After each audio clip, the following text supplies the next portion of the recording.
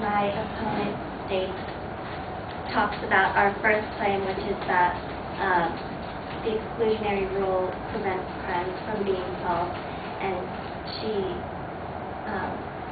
talks about how it's put into place to protect individuals from unlawful searches and seizures, but this claim is not true because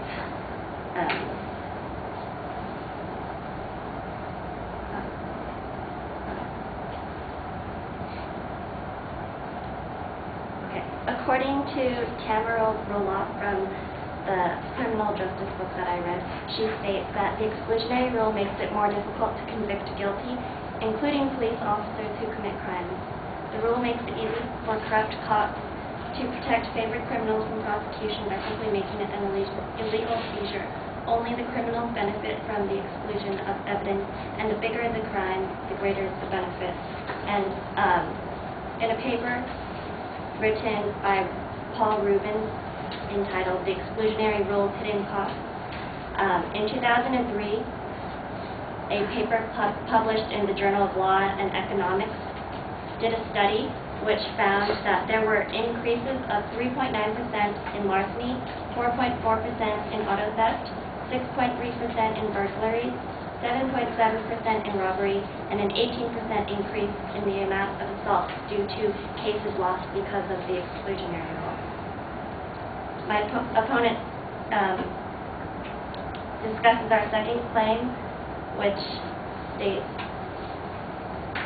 that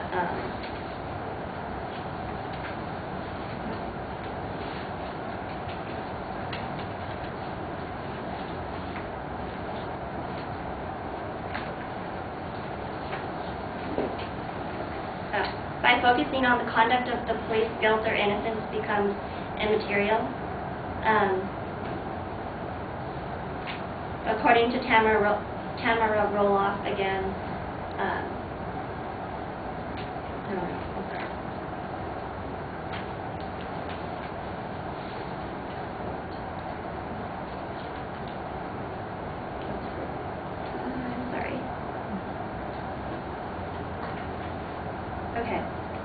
according to Donald Drift from the exclusionary rule, he quotes, "Suppose the police stop a driver for speeding, and in the course of issuing the citation, they discover cocaine in the glove compartment of the car.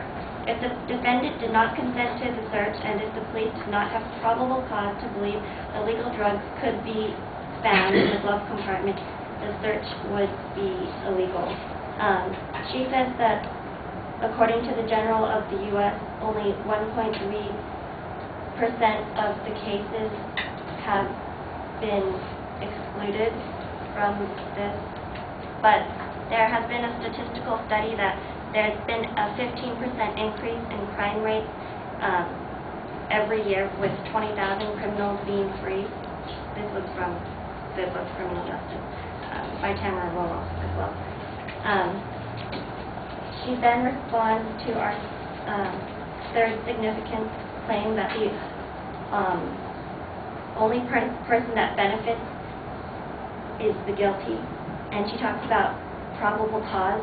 But what the problem is with probable cause is that it's not defined, it's pretty subjective. So if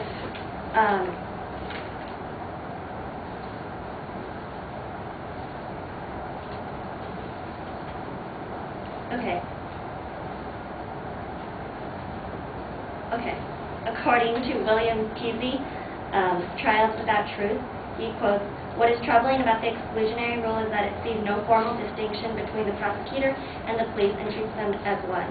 This is another manifestation of the adversary mentality. If one is not on the side of the defendant, one must be on the side of the state."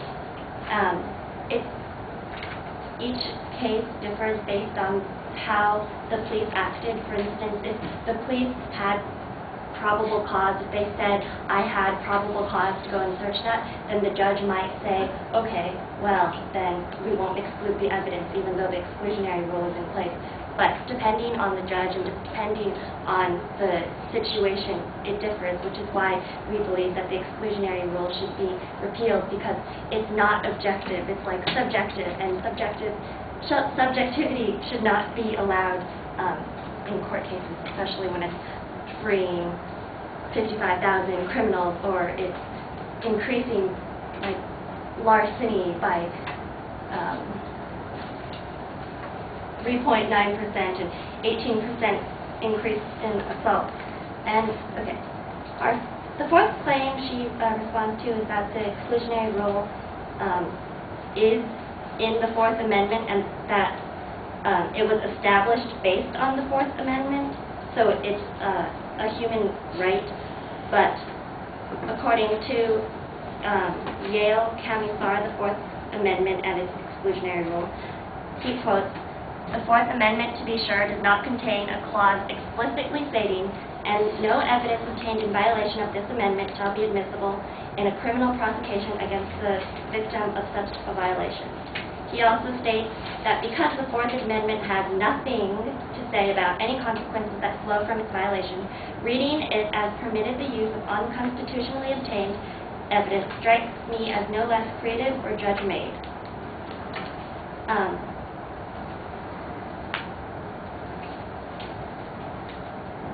Yes. Thank you.